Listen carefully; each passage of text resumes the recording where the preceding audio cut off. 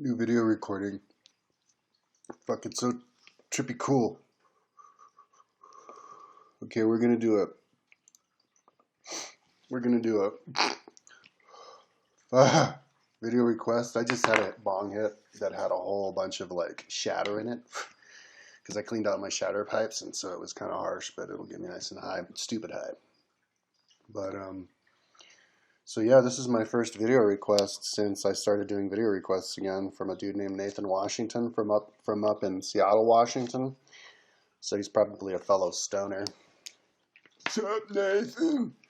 So here we go. Nathan Washington wants to know. Hi, what's up, Kyle? I think I must have done this video like a million times already. Dude, I think I've already done this video, but fuck it. You're my first request instead of doing requests again. So I guess I'll do it, even though I've done it before. Well, maybe it could be fun to watch my old video about it, and then my new video talking about it, and then like see like what's the same, what's the difference, like how I changed and what I said the same. Okay. Nathan Washington, what's up, Kyle? How are you? I'm good. I'm a little bit tired because my computer's been giving me trouble the last few days, and that's pretty much the only thing that will drain the shit out of me. So I'm pretty much drained.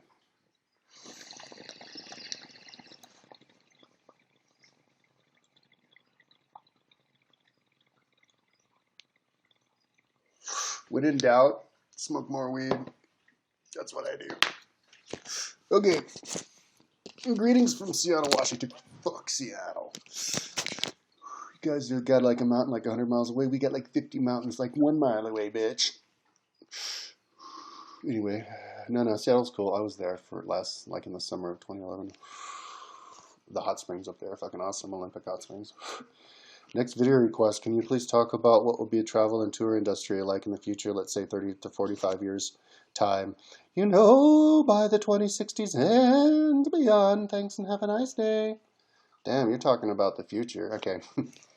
So let's see, 2060? God damn, dude, how old are you? Are you like fucking 12 years old? Thinking about 2060s and shit? So let's see, how old will I be? I was born in 1973. So 2060 would make me about 88 years old. So I'll be up there. I'll be doing shit. So let's see. What will travel and tourism be like? Travel and tourism will be, a lot more developed than it is now. People will have their shit together. People will go to be doing specific things. By then, I think we'll have turned the planet into a big old giant fucking playground.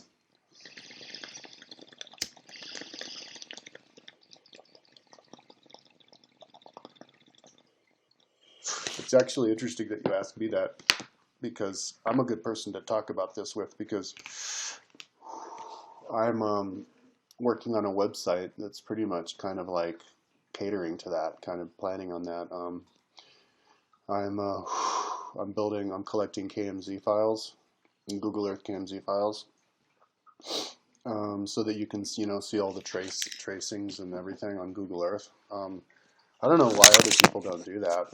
Other people like there's a few other like websites here that have Google like routes, like mountain bike routes. There's a website called Boulder Mountain Bike Alliance, I think they're called. And they don't have any KMZ files. They just have like a little window, and then there's their website that has like, oh, and look, and zoom in and out and other programs and stuff like GPX and shit. It's like, what the fuck? KMZ is the only way to go because you can actually, like, who would ever look at anything on Google Earth without Google Earth? Like, nobody would ever look at that. Just instead of that, just use a screen capture of a picture, and then people just go to Google Earth and you have the KMZ and you can trace it. Plus, you can superimpose different KMZ files on top of each other, Like, you could see, like, what my bike route would look like going through ancient America or something, or Fantasylandia. So,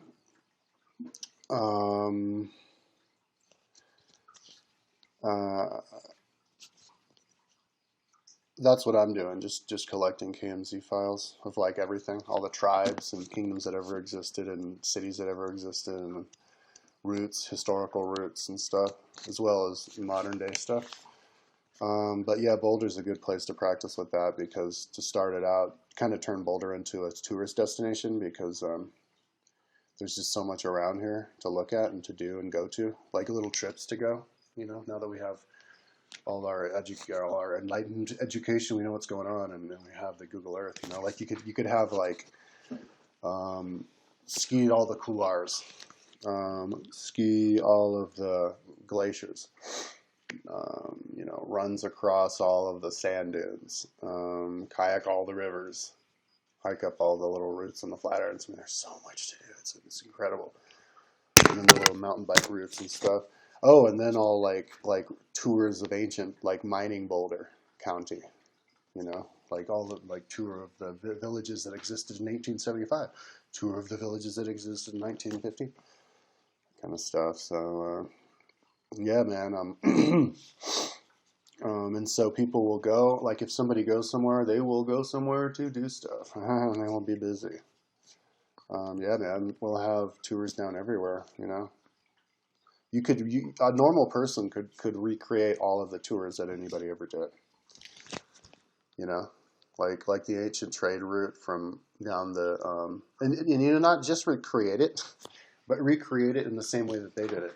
Like at first they'll have these like tourists that go down the Tigris and the Euphrates all the way from Greece, kind of recreating like an ancient, like a trader from Greece all the way to Babylon.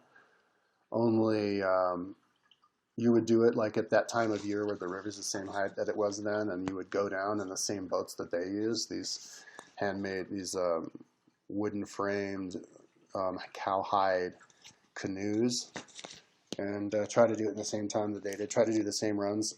There's this guy named Euripides. Is that his name? Euripides?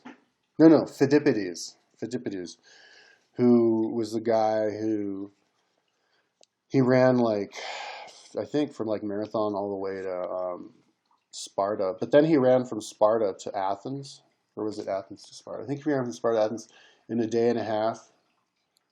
I think is what they said, and then he died the next day. But I think that was like 2 days in a row. It's kind of ambiguous, but yeah. Anyway, it's 150 miles, and he did it. They say I guess they did it in like what, a day and a half, like 30 hours maybe, and then one running, one sitting. He did it, and that's about how long people do it now. It's a run. It's a race now that like 100 people have done. So recreating actual stuff.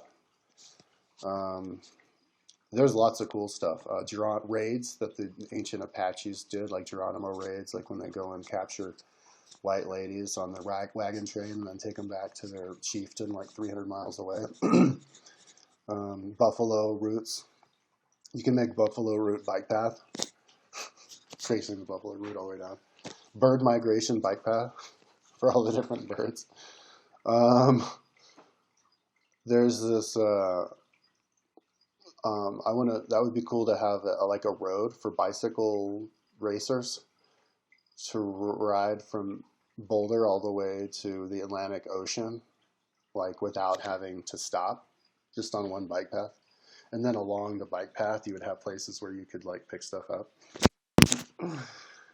Oh yeah, and then people will be going across the Antarctica, skiing across Antarctica, and the Antarctic, or no, the Arctic, and then kayaking. I want to. Before I was going to do my kayak trip around the Caribbean, but I want to do a kayak trip. It's really itchy. I want to do a kayak trip from my house down the river, all the way down to the Pacific or the Gulf of Mexico. When the wagon train would go across on the Oregon Trail, a lot of wagoneers tried to put their wagons on boats and tried to take their boats down to the river because they thought it'd be easier. That's what. I think a lot of them died though, and it didn't. Like anybody who did that, those were the stupid people. But Lewis and Clark, a lot of their trip when they went from America to the coast of Pacific and back in 1805, as part of Jefferson's ordered it because we bought America in the Louisiana Purchase from Napoleon for like $3 million.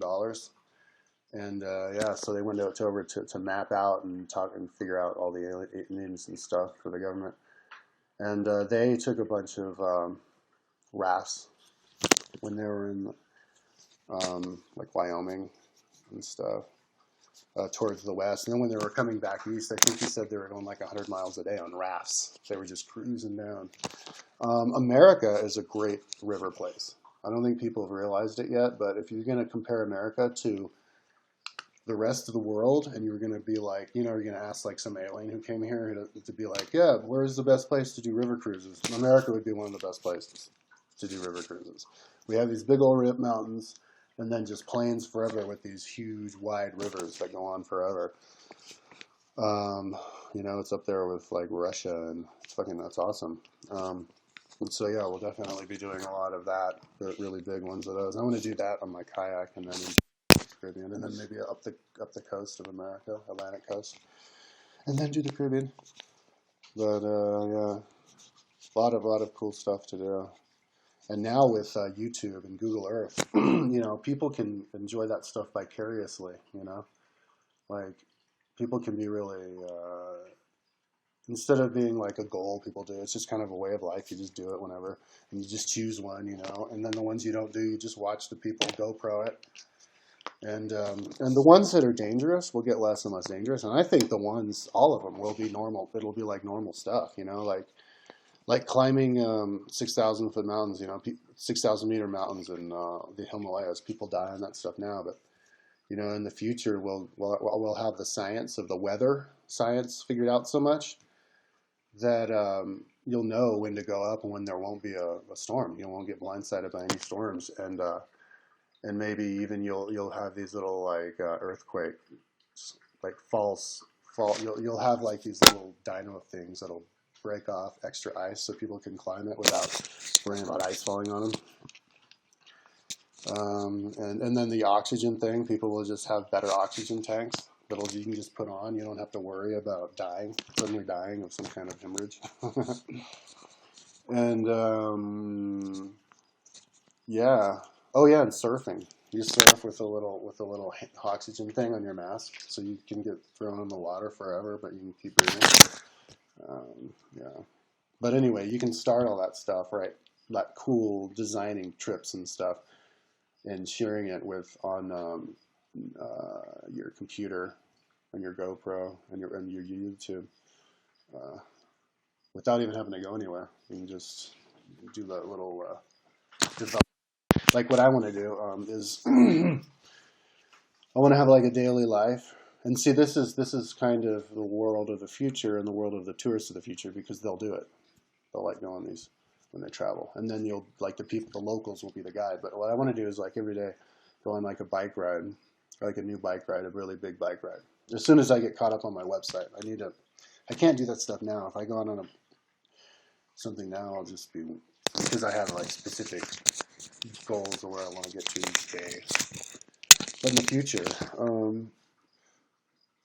yeah, go on like some like specific route, and talk about the route first though, in terms of my little Fantasylandia, where I invent the place, and then the ancient times with all the Indian tribes and with the animals, you know, do a tour of what animals are there.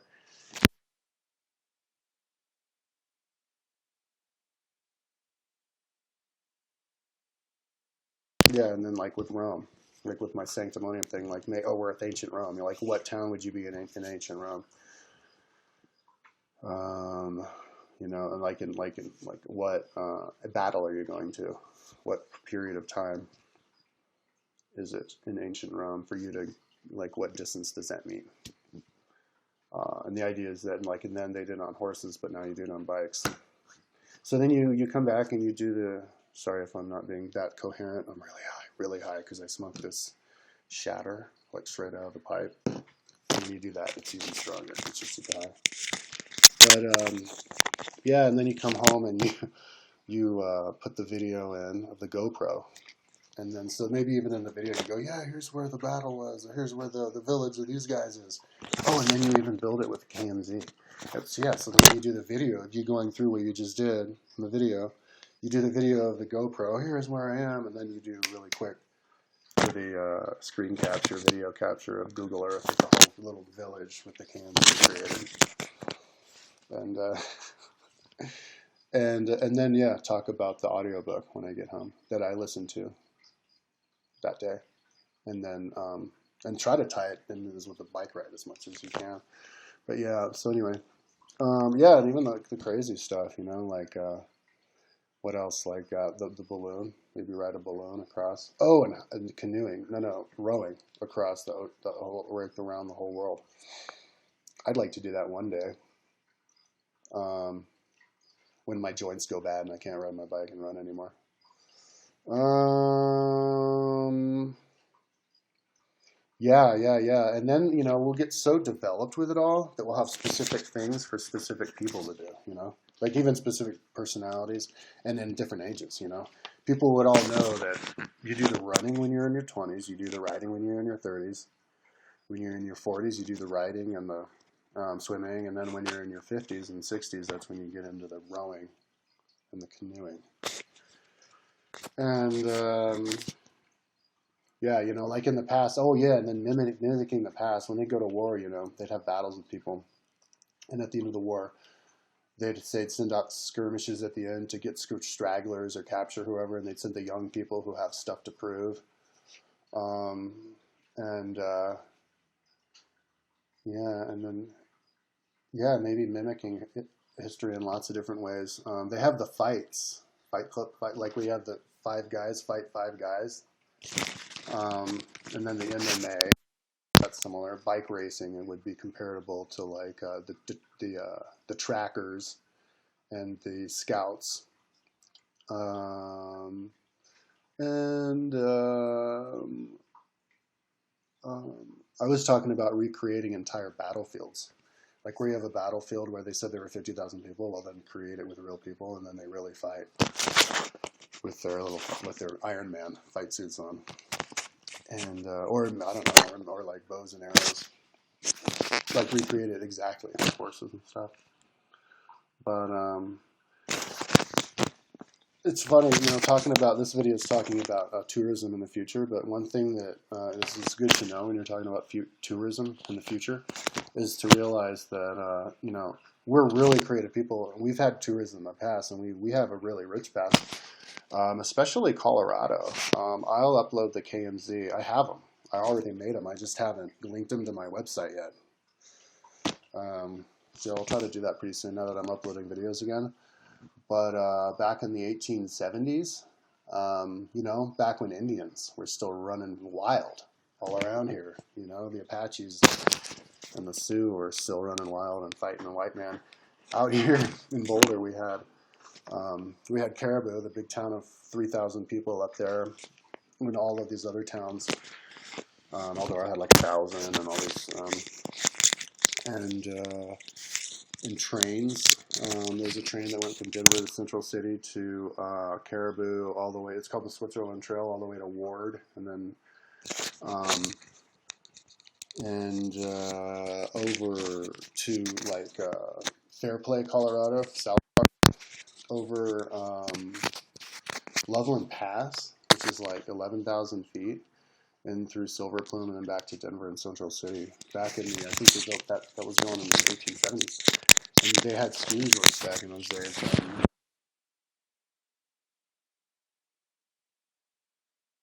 Had like a 60-degree slope on it. It was a big gondola, and yeah, and then a lot of little T-bars. And yeah, you know, trains going through there. It was pretty cool, man. Pretty amazing. And Boulder has a pretty interesting history. It started in 1859, and by 1875 it had like 3,000 people, and then 1915 it had like 10,000 people. And I'm recreating on Google Earth right now. So, but when you look at stuff in the past and then you look at stuff now, it allows you to look at the time period that you're living now as as though it were not your time period, as though it were in the past or the future. So you can look at it and see it, you know, a step removed, which allows you to